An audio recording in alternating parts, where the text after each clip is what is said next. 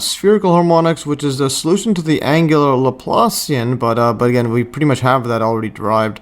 I'll just discuss it and so on. So the solid spherical harmonics includes the radial terms r. So you can see these r there, but there's also r everywhere here, so we have to get rid of those when we do the angular Laplacian. So while the spherical harmonics in general typically are just in terms of the angular terms theta and phi. So there's the theta and there's the phi, and so on. So if we recall, so this is the Laplacian, and then here's the solution: f of r of theta, yeah, function of r theta and phi equals to e phi r of r and then p theta, and this equals to this giant thingy here. And there's the associated Legendre functions. We have these two power ones. This is the e, this is the r, this is the p, and that is just this one here. I just got Grok AI just to write it in a formula form. So this one right here. And we got this exactly the same setup there. So we can combine the radial terms as a function y. So that's typically what's written. So if we write f of r and theta and phi, this equals to, we'll call this r of r times it by y. So we just combine those two together. Or we'll put it all together first, just to show you, for completeness. So here's the r of r, p theta, e of phi, so this equals to combine these into y of theta and phi. So this equals to r of r, and then y of, this is going to be y of theta and phi. So in other words, so this one is just going to be this one. Actually, no, not the r, it's going to be just this one and this one. So that's going to be the solution. So in other words, we're going to have y of theta and phi. This will just equal 2, and this will just be just this first part. So c1 e to the I m phi plus c2 e to the negative I m phi, and then times it by the associated Legendre function Pn of m of cosine theta. So that is just that. So this is pretty much the spherical harmonics, which excludes the r function there. So we're not accounting for that. Essentially, we could graph these on any sphere just to assume the radius is r equals to 1. Alright, yeah, so that's pretty much it, but just for more info and context, so this y, this function y, is typically considered as the solution to the angular Laplacian or Laplace-Beltrami operator on the sphere, which can be denoted by this one, this wedge squared, or denoted as this one right here, Laplacian s squared. That's interesting. But this one is the typical one there that I like using.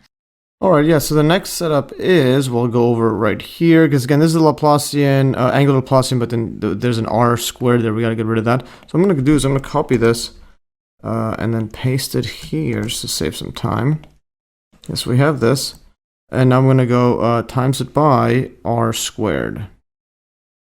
Yeah, times the whole thing by r squared, so we basically cancel out this, cancel this out, and we're going to get, now we're going to get an r squared of this Laplacian equals to partial over partial r, and then r squared partial f over partial r, and then plus 1 over sine theta, then partial over partial theta, then sine theta partial f over partial theta, and then plus 1 over sine squared theta, partial, the second partial derivative of f in terms of phi, like that. This equals 0. And again, just going over just typically how the spherical harmonics are written as there's solutions of it, because when you exclude the r term. So we have this. Yes, we have this. And now note this whole side here. This one doesn't have any r terms. This one has r. This one doesn't have any r terms. And now this is the angular Laplacian. This is going to be written with that wedge set up there. And this is of f. So that is our angular Laplacian.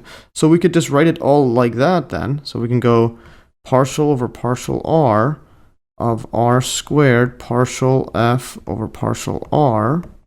Yeah, we have that then plus, this is the Laplacian f equals to 0.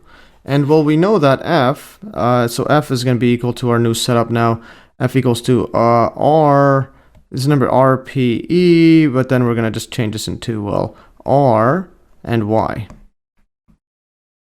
And y. So that's what we're going to write it as, because again, we know that r is just, f is just a function of that. So f is a function of r, theta, and phi, and it equals to r times it by, y. We're just going to use this y equals to this p times theta.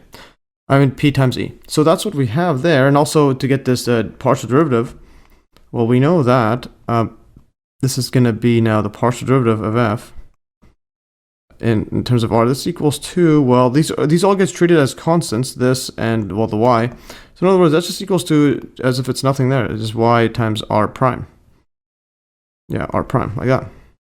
Yeah, which is just y dr over r dr, like that. So what we get is, so note, I'll put this note here. Thus what we get is, now this is going to be derivative d over dr, because we don't need to, because it's all just be in terms of r. And this one's like a constant, we just take it all out, just take the y out. So just take the y out and move it. And then we have the inside is going to be r squared, and then this is going to be, dr over r, like that. And then plus the Laplacian, well, there's no r terms in here, so we can just take that out. Yeah, because it could just be whenever they're inside the f, we just factor it out as if it's a constant. That's just going to be ry. So this is going to be r Laplacian of y equals to 0.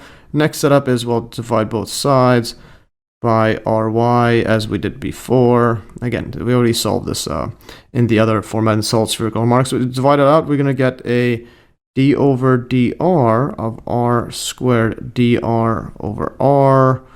And this is 1 over r, like that. Plus, then this r cancels, we're going to get a, we're going to get a y, and a Laplacian over y over y. Yes, we're going to get Laplacian of y divided by y equals to 0. And now, typically, what you do is the exact same thing as before, set this equal to a constant, because none of these are all only dealing with y terms, so the angular theta or phi. This one's only dealing with r. So then, but if it all is 0, then in other words, they have to both be constant. This one is chosen to be, this equals to n times n plus 1, as we did before in the Euler-cauchy formula setup. This one's going to equal to negative n times n plus 1. All right, and again, if we scroll all the way back up to the Euler-cauchy formula setup, that is this part right here. It's exactly the same thing we did right here. So we had this equation. This is the r squared r double prime. It's the same thing we have. We just do applied chain rule. And we set it equals to n times n plus 1. And then we ended up getting this whole setup here. This right here. C3 rn plus C4r power of n minus 1. Power of n negative n plus 1. And that's going to be, this is set up here. So that's this. Like that. That's what we do. And got that. And again, I remember that before it was just a chain rule. You just apply here. So if you take the derivative of this r squared, it's going to be r squared and then r double prime and then plus 2r and then r prime. So again, that's the same thing. But we're only worried about this one. We're only focused on this one because typically how it's written. I'm only going over this just because of the context of how it's written, like y is a solution of this angular Laplacian setup. So we get this part right here. The angular Laplacian of y divided by y equals to negative n times n plus 1. Or you could write it as multiply this over there, then move it over to this other side, so we get the typical equation involving equaling to 0. So we're going to get a Laplacian of y plus n times n plus 1 times y equals 0. Equals 0. So that is typically how it's written. And then y is a solution. Yeah, y is a solution to this where the angular Laplacian of y is equal to this setup. But then that's angular Laplacian of f. So we copy this and change the y, f2 into y. And paste this. All right, so that's what we got. And then this becomes a y. Becomes a y. A y. Fascinating stuff. Yeah, and here I'm just going to circle this whole thing. Yeah, so it's pretty, should I circle it or not? But anyways, put it like that. Yeah, actually here I circled it. Yeah, so that's that. Typically how it's written, and then where y is again be a solution to it, and I'll just circle this right here. So and then equals to that. I'll say y is a solution. Y is a solution. All right, yeah, and here I just typed it out instead. So y is a solution to the above equation involving the angular Laplacian, and maybe this might be capital L, maybe. Anyways, and then we have y of theta and phi equals to this setup right here. There's the C1 constants e to the power of im phi plus C2 e to the power of negative im phi plus, and then times it by the associated Legendre function Pnm of cosine theta. So yes, fascinating stuff. And this one. Actually, I'm not going to circle this. That's just that's the angular Laplacian. This is the solution we solve. I mean, this is the equation we have to solve. And that's what we get.